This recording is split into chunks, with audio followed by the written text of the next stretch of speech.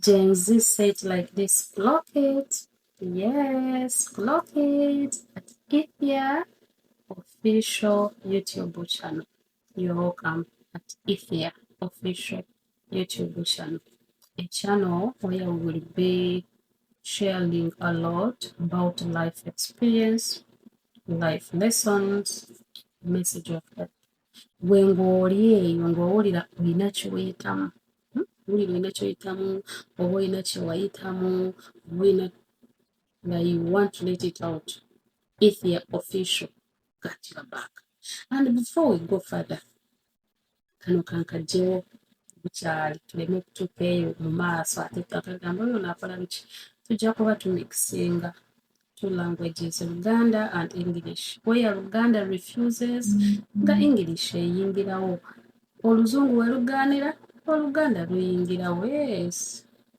Luganda abamu kalitoto, English tuli ba UPE, so mutategeera mpola mpola. So today, today's part, we are going to talk about my experience or what led me to live in Uganda, go to Saudi Arabia, and work as a housemaid. Just that part alone. Kiki ekyanzigye Uganda ngende Saudi Arabia okukola nga mu bufunze tusobola okigamba house girl. Abamu baagala okukirunja ne bakiyita house manager but it is a house girl. Kiki ekyandeetera okutuuka ku that level egamba nti Uganda kati egaanye kanjiyiza awalala ndabe kiki ekiyinza okuvaayo, and that's what we are going to share about today.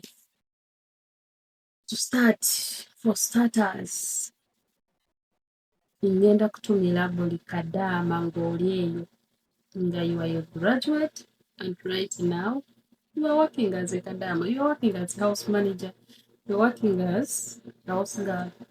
Yes, I am a graduate. Yeah, I graduated from university in 2017 July, and after months of hunting for a job here and there, you drop your CV here, you drop your application there. It took me like 4 months nga ntambula wano ne wali naye ng'emirimu tegirabika. Fortunately, Mukama nanzijukira n'awulira essaala neefuna akalimu ku university. When I graduating, yes, I got a job from the university where I graduated from, and I was working as administrator and a data entrant. When I talk about data entrant, nali ndiringira mu grades z'abaana nga nze akwata grades z'abaana neziteeka mu system, nza handlinga their transcripts netegeera nti ana agenda okugraduatinga, ana ayina retake, ana ayina ki, you know, that kind of job. Gwe mulimu gwe nali nkola nga ndiringa n'abaana, then administrator is registering abaana kimukikola. Kati I was grateful for a job, honestly. I was really grateful. But as time went on, natuuka nendaba nti akalimu tekamala. The salary was not really enough. I realized my salary was not enough. Mutakunda banyo nga ntunula wano wansi nga ngezaako okukwata stand y'essimu. So I realized the salary was not enough to achieve the goals I had for my life. Ati abamu abasoma late, kati nga nze nasoma late. I graduated really late. I think I graduated when I was 24. Kati nga ndaba time engendako, nga ndaba obudde bugenze, kati bwe nafuna akalimu nga ndaba akasalary sike kalirawo akamala, kati nga nentandika okufumba obwongo. I wanted to create another source of income. ekitegeero oba munfuna. So I sat down neefumba obwongo bwange ne ngamba okay, I thank God for this job, mukama agumpadde, naye salale yinza obutayanguwa kutuukiriza birooto byange byenyina nga nze omuntu akuze tayimu ndaba egenda, kiki kyenteekeddwa okukola. Kati nayina contract y'omulimu neetula wansi ne ngamba omanyi kati ke kaseera genda mu banka funayo kalooni oteereko ky'otandika. Awo nga ngenderera nzikirira mu bizibu munange. Kati bwe nafuna ekirowoozo ekigenda mu banka nfuneyo ka looni, ka salary looni, nalina okutuula mbuuze bwe nfuna salary looni genda kukola ki. Kati emabegako awo nalina haso zange ze nali mpitamu.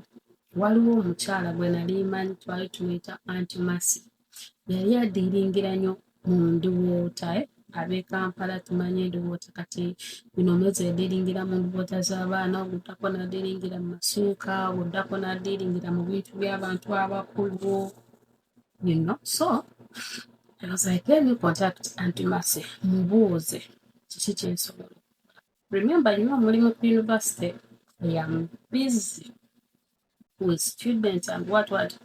Kati nali neetaaga akalimu nga tekagenda kutwala nnyo attention yange ate okunzija ku main job.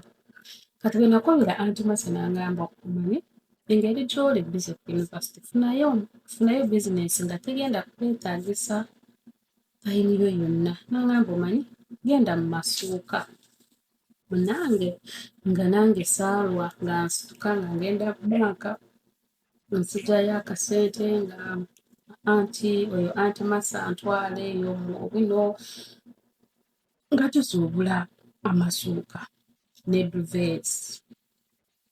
Byali birungi, really beautiful. Nange nga nseetinga ka bizinensi ate omwana eyakamala university yakafuna akalimu ng'alaba kasaale tekamala yeetaaga another source of income nga ntandika ka bizinesi.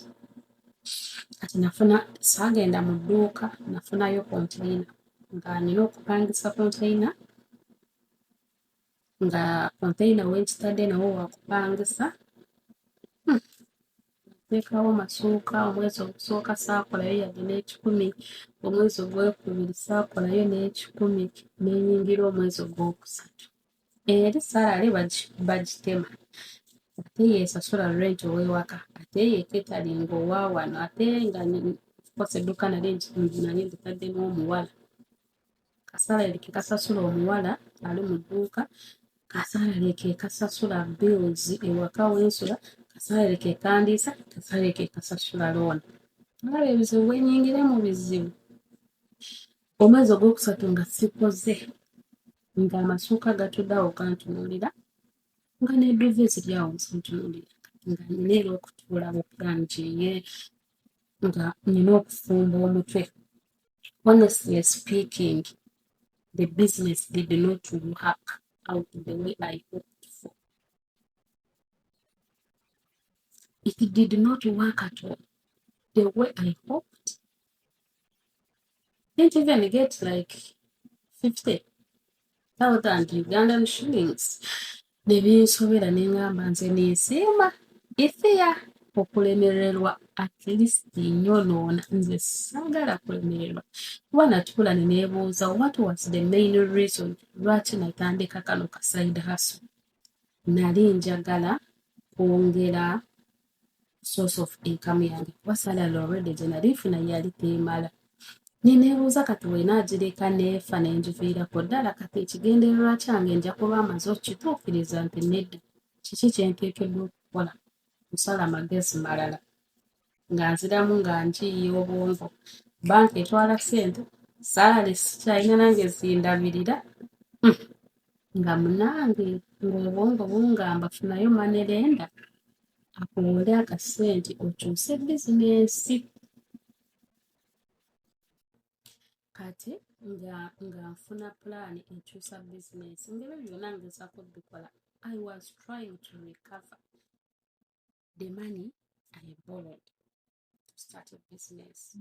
I was trying to recover more money that was already invested ezaali zitudde mu business awo kati nga nina okutandika another business osobola okurecoveringa ziri sente munange nga nziruka nga ngenda wa manerenda nga mpayo akasente nga nkyusa business nga ngulayo ka fridge nga sigenze wala nnyo nga ntandika business ya kuselinga soft drinks.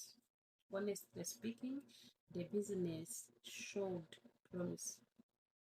Kale katono weekati naye ate kukakola kaali kasobola okusasula omukozi waawo, kaali kasobola okusasula amasannyalaze gaako, kaali kasobola okwewanirira. Kati mu that period nga amaze okufuna sente z'amanerenda nkyusiza business ndaba business etandise okukola tenaba kurecoveringa sente ziri ezaafiira mu masuuka naye yali ekola nga etandise okukola. Munange nayinawo mikwano gyange awo ate mikwano musaba mwenna ngalijja gyengamba fudde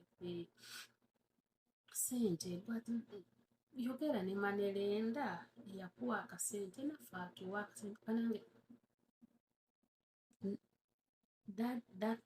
that mistake nesawa ya kakati ekyajejjusa nga ngamba gino mikwano gyange kati ngamba sindika wa manerenda nga ngamba bano bonsindikidde sibamanyi naye manyi ggwe bwe mba wakubawa ssente ngenda kuzibawa because of you. Nga manerenda ngamba gwe alina okubagala nti nga okay, they are my friends. I know them, I trust them. Never trust a friend when it comes to money. That is one mistake I made and I regret it and I think I will continue regretting it. Munange ng'abantu mbeeyimirira nga baggyayo akasente k'omusajja. Time yatuuka oluvannyuma lw'okuggyayo ssente ne batuuka ne balemererwa okusasula ssente. Guess what? Kati ne ntandika okuyingira ate okusasula amabanja g'abantu. That's where the situation got worse for me. Remember, nalina loan ey'omu bbanka bwe nayagala okukyusa ka bizinensi n'engenda wa manerenda neefunayo looni kati ate neeyimirira abantu ababiri era owa manerenda nga tebajjayo ssente ntono. Omu yajjayo akakadde omulala n'ajjayo akakadde kati nga buli mwezi buli muntu alina oba okuzayo omutwalo oba gyali 15 kati nga nkigattagattamu nga neesanga nga alina okusasula emitwalo 3 gy'abantu babiri. To make matters worse, after guaranteeing them for loan, friends later failed to pay for their loan and they left the responsibility of me paying their debts. That thing kyankurashinga kyansiza nnyo emabega nnyo. Nga bw'omanyi e Kampala bwe tuyiiya bizinensi bw'oba olina wano ebbanja weewola wano n'osasula. Bw'oba olina eno ebbanja weewola eno n'osasula eno. Kati nali ntambuza bwe nti obulamu loans ne zituuka ne zimbeera wano hanging on my head like this nga sikyalina kyakukola. That was 2019 awo. 2019 nzijukira there is a time nava ewange landlord abangi nga sobola kubeerayo nengenda mu nnyumba y'omuntu omulala namalayo 2 weeks nga sifuluma nga sirya nga neebuuza what am I going to do. Ebintu binsinziza maanyi ka bizinesi kange salale alwawo obugwi bano bandekera ssente kyekyasinga okunziza emabega ezo sente ze bandekera. Kati bwe namala okwebaka mu nnyumba y'omuntu oyo for 2 weeks nga sifuluma 2019 awo ne ntandika okupulaninga, how am I going to survive? What am I going to do?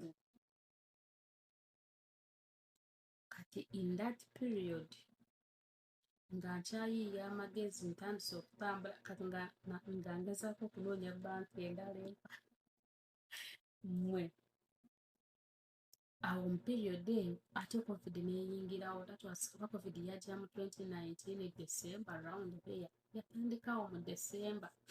Kati nga nkyayiiya ekyokukola ntrayinga awalala ngende noonye banki endala emperooni nkiriyalinga oba bamanelenda ne bali abandekera sente. Covid neeyingirawo mu 2021 awo January neefuuka ekizibu, then mu February mu 2020 covid neyeeyongera, mu March buli kimu ne kiggalawo. Kati essuubi eryaliwo ne kasalale nga nga sikyakalaba. The university stopped working normally, everything stopped. The income was affected, nga sikyafuna kasaala, and everything seemed to come to stand still. Kasina kyakuzaako business egwa lwa loan z'abantu zendo mu kusasula. University stoppinze okukola, sikyafuna salary, and I still have a rent to pay at home, a rent to pay at the shop.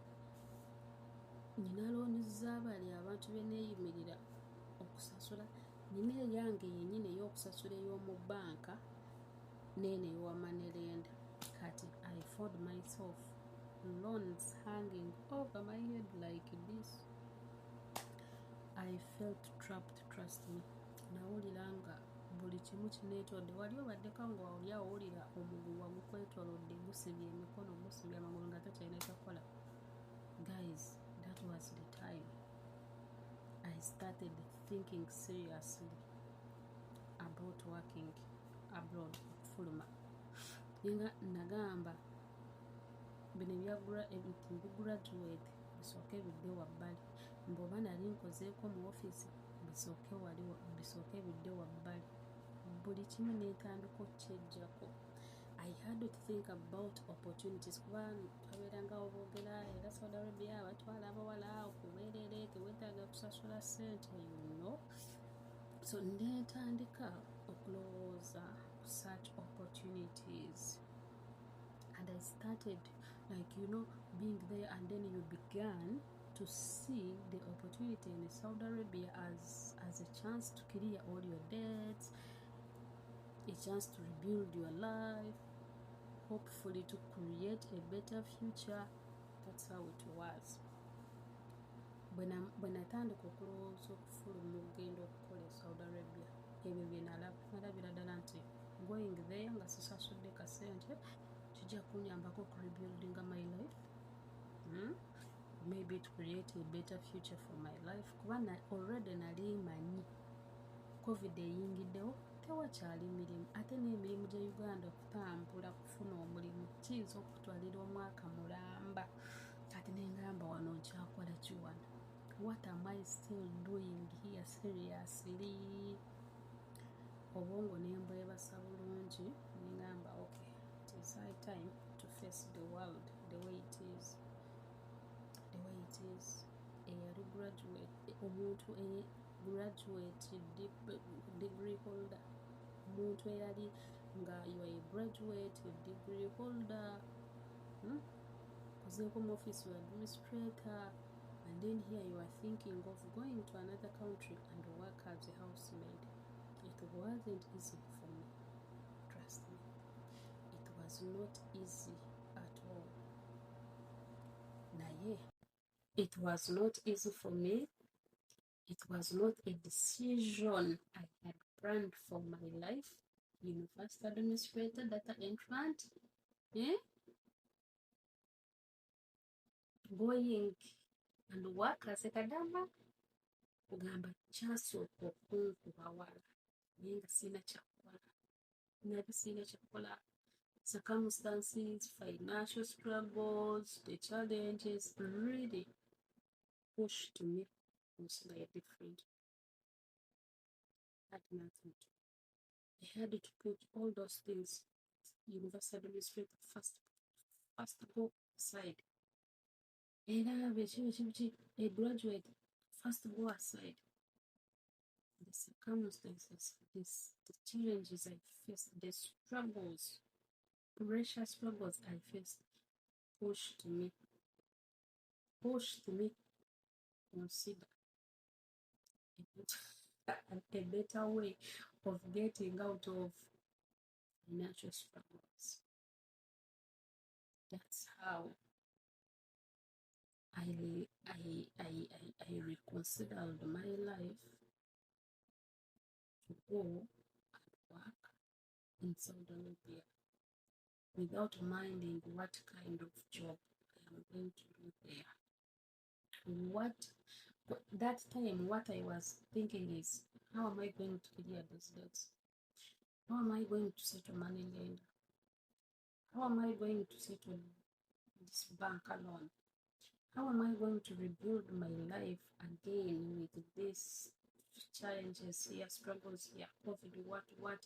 Emirimu gyali tegikyaliyo nga bw'oguba nga gyeguli nga still the salary ejja kubeera little kati nga nina okutuula n'endowooza.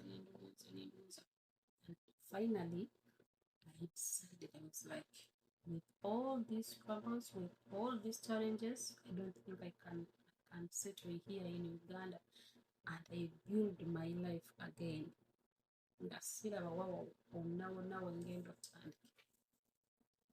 Bwekyo nensalawo nenva e Uganda, nengenda e Saudi Arabia okukola Obwakadama. Yes, and I am really grateful. Sejjusa okugenda okukola omulimu ogwo, sejjusa. Thank you guys. Next time tugenda kwogera bulungi neera about to talk about the process, how long it took for me. Process ye nageza ku companies mmeka, ye byatambula ate, ye natambula ate, ye wanatoka Saudi Arabia, ye kiki kinali neexpectinga ate kiki ekiriwo, like reality versus expectations. Next time we are coming back here guys, tujja kwogera ku reality versus expectation in Saudi Arabia. Thank you guys for watching and listening. My name is Ethia and this is Ethia official YouTube channel. I love you all. See you next time in our part 2 of what led me to Saudi Arabia.